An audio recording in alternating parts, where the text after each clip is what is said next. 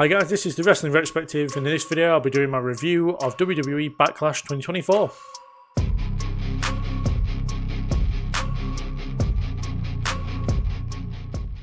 So kicking off the night, we had the new Bloodline in Solo Sikoa and Tama Tonga taking on Randy Orton and Kevin Owens and getting the win over them as well.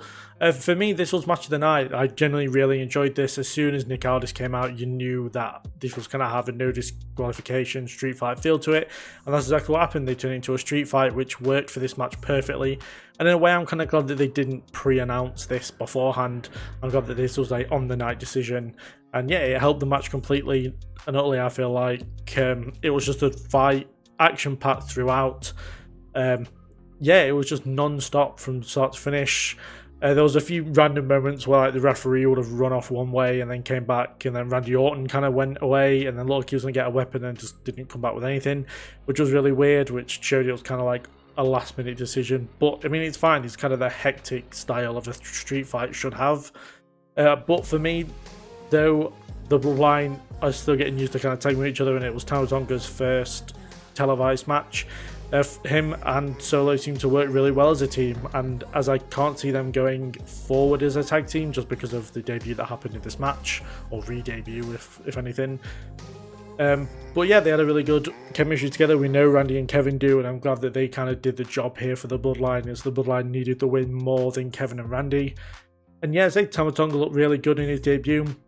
Took a brutal, or it's like a super brainbuster on the chairs, which looked awful. And then we saw the debut / re-debut of Tangaloa, the former Camacho, to join the Bloodline faction, and his brother Tama Tonga in WWE, which I think is a really cool decision. I think it's going to come, and I think at some point we might get like a Bloodline versus the OC feud, or at least we should anyway, where Tangaloa and Tama Tonga's loyalty to the Bloodline should be tested against AJ Styles and the Luke Gallows and Carl Anderson, who were, of course, they were all part of Bullet Club. So yeah, for me, I said this was a really good way to start the night. The crowd showed here what they were going to be like all night, and they were absolutely fantastic. And yeah, we got the debut of Tangaloa joining the Bloodline when we all thought we were going to get Jacob Fatu, but I don't mind if they leave that off the books for a bit if it means establishing this Bloodline right now. But yeah, everything for me in this match worked really well. Everything was really good. I had no complaints, and that's why it's my match of the night. Following that, we had Bayley retain the WWE Women's Championship against Tiffany, Straton and Naomi. For me, this match was okay. Like, I don't, as I said loads of times, I don't particularly rate Naomi, but Tiffany Straton looked absolutely fantastic in this match and showed that she can hold her own in big title matches, which is something that is very impressive, just how quickly she has come up to the main roster and gone through NXT, really. But yeah, she held very well in the Elimination Chamber. She's done really well here. For me, the sky is the limit with Tiffany Straton, and I will speak her praises throughout, probably forever, because she is just fantastic, and she's definitely the future of the women's division in WWE. And she, like, I think she's only like 25. She turned the other day, which is just crazy. So yeah, for me, I don't think they need to put the title on Tiffany Straton quite yet, because there is more than plenty of time to get the championship on her. I have heard reports that she's going to be tagging with Nia Jax soon. I genuinely hope that's not the case, because I worry that Tiffany Straton will be brought down by Nia Jax, because Nia, though she's had a decent run so far, you know, she's not the best in ring, and I feel like I kind of, if you give it me on paper, I'd be like, oh, this is like a Shawn Michael and Diesel dynamic, but Nia Jax is too much of an egotistical woman to take that Diesel spot and kind of be the muscle of a partnership. So I don't know, for me, I don't think it's going to work very well. As for Naomi, she'll fade into the background and be lost in the shuffle like she pretty much has been since she came back, and the only reason that she got this title match is because Bayley wanted to face her, because reasons, I guess. As for Bayley, she gets her first defense under her belt, and similar to Priest, it was okay, it was fine. I didn't expect her to lose the title here at all. I do wonder who she's going to face next, with Clash of the Castle, Money in the Bank, and Night of Champions coming up. Not Night of Champions, King of the Ring. But yeah, no, it's a good defense. The only issue I had was I felt like this match was cut short. It seemed like Naomi and Bayley were trading pinning combinations, and then Naomi just couldn't shift her weight enough to get Bayley off her before the referee counted 3 for the end of the match. You could kind of also see it on their faces. Naomi looked like she kind of messed up a bit, but was laughing about it. Bayley had a look on her face like something had gone wrong, and we couldn't even see Tiffany Straton. So yeah, it's a shame that this match could have gone like another 5 minutes like it seemed to have supposed to have been, because Tiffany Straton was literally nowhere to be seen during the finish, which I found very unusual. So I do wonder whether that was just a finish gone wrong, but either way, it was an okay match, decent defense, and Tiffany Straton looked great. So yeah, I think it was positives for the most part. It's a shame that it seemed like it was an unplanned finish. After that, we had Damian Priest successfully defend the World Heavyweight Championship against Jey Uso in what was an okay match. I did expect a lot more from them. Jey Uso kind of going and yeeting all the time at the start of the match pretty much made no sense to me. He kind of had the confidence of a heel going into the match, and just the constant yeeting kind of got a bit old very quickly for me. But once the match got into the swing of things, really, it was really quite good, and you know, it was just a solid match, which I expected. I didn't expect a lot out of Priest and Jey just because it's Priest's first defense of the title. It was just an okay match, but I don't think the title was in as much jeopardy as I feel like they wanted it to feel. Obviously, Jey Uso did very nearly get Priest at one point, but thank you to the Judgment Day, he did almost lose it, and because he did kick out, and that was very good. But yeah, I think for me, we kind of have to get rid of the main event Jey Uso thing, because he's not really main event, and when he does have title matches, there is a element of interference, whether it's either from someone from the Bloodline trying to stop him or someone from the champion side trying to keep the title on them. It just doesn't feel like he's very main event if he's not winning championships. You know, he has suggested a feud with Logan Paul on the Raw before Backlash, which I feel like could have been kept till after Backlash, but I don't know, maybe it's just because Logan Paul was on Raw for a one-off, maybe, I don't know. But I mean, maybe a US title run is what would be good for Jey, but then the Intercontinental title is also on Raw, so I'm not sure. Either way, I think it was a decent match, and obviously after the match, JD McDonough and Finn Balor tried to attack Jey, but Priest kind of shoved them away, and kind of at one point Damian had hold of Balor's face, which I feel like Balor would see, or at least I think Balor should see that as a massive piece of disrespect, considering the legend that Balor is in wrestling as a whole.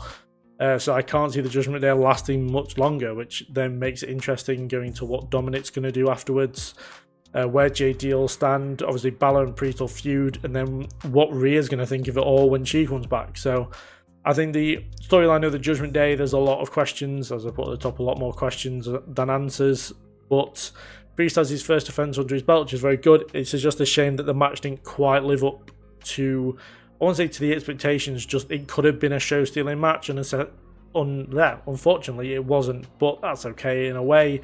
But yeah, I definitely stopped calling Jey Uso main event Jey Uso, because he doesn't have much success when he is in the main event. Following that, Bianca Belair and Jade Cargill won the tag team championships from the Kabuki Warriors in a bit of a messy match. I'm not going to lie. I'm not going to talk about the botches like throughout the match in particularly. Just the match overall, when it had finished, felt like it had been a complete car wreck, and not in a good way, in a terrible way, in a way of just, it was just a complete mess. It felt very scrappy, and I expected a lot more out of the likes of Kairi, Asuka, Cargill and Bianca Belair, but sometimes it's just not your night, and it just wasn't for any of these women at all, which is a shame, because obviously it'll be seen and played over and over again as one of Cargill's first championships and as Belair's technical Grand Slam. So as much as a history-making title when it is for both women, it's going to be kind of have an asterisk next to it just because of how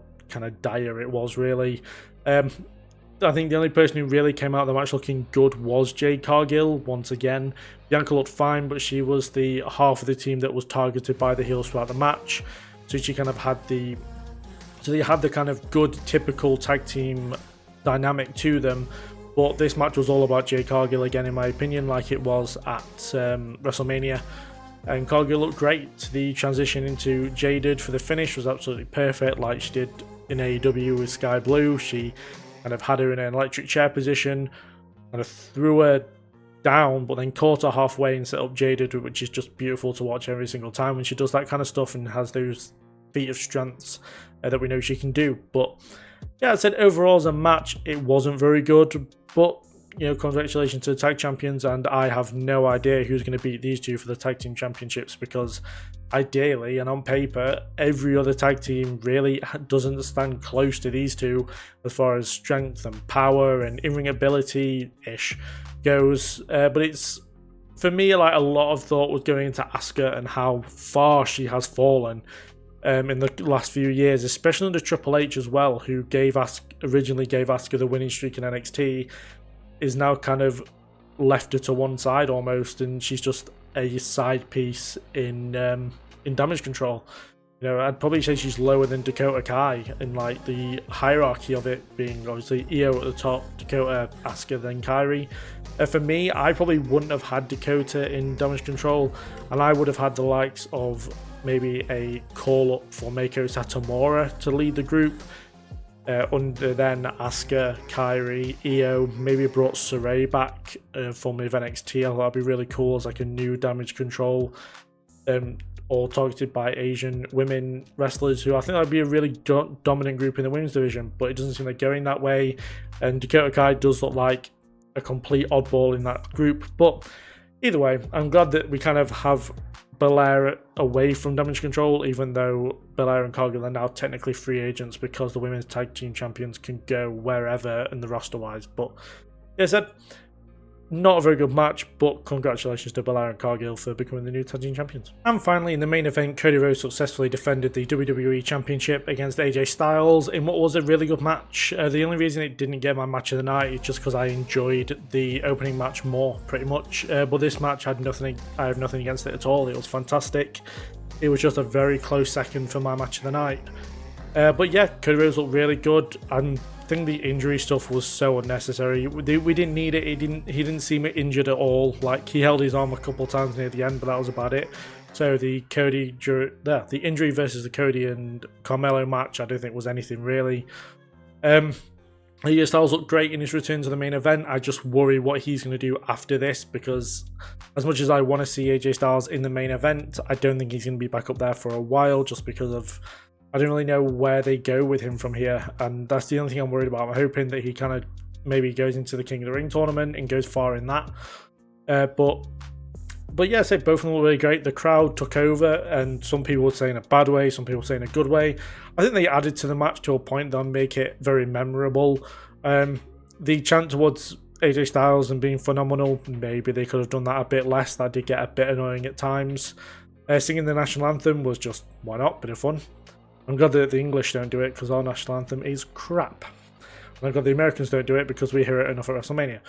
But yeah, for me, I said this match was really good. I don't know what else to really say. I haven't got much else to say about it. It was really good.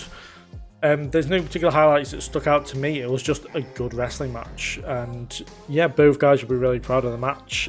Cody has a really good defense under him already.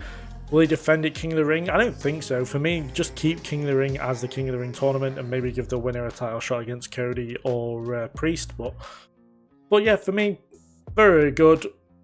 No complaints really. Crowd was great, and yeah, just a solid way to finish a B pay-per-view really. But yeah, sorry, I don't have much else to say.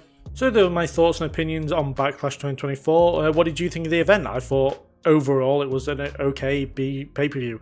I preferred last year's event, but this was fine. The Styles and Cody match was good. Street Fight was great. The women's matches were okay, apart from, the women's title match was okay, and so was the World Heavyweight title match.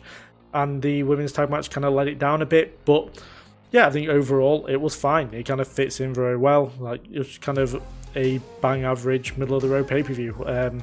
But yeah, tell me what you thought in the comments down below. And let me know in the comments who you think is going to win King of the Ring and Queen of the Ring, as that would be the next pay-per-view.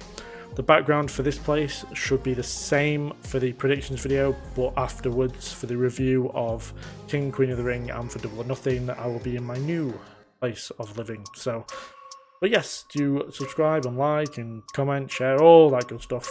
And I will thank you for watching the video, and I'll see you in the next video. Thank you very much for watching. Again, goodbye.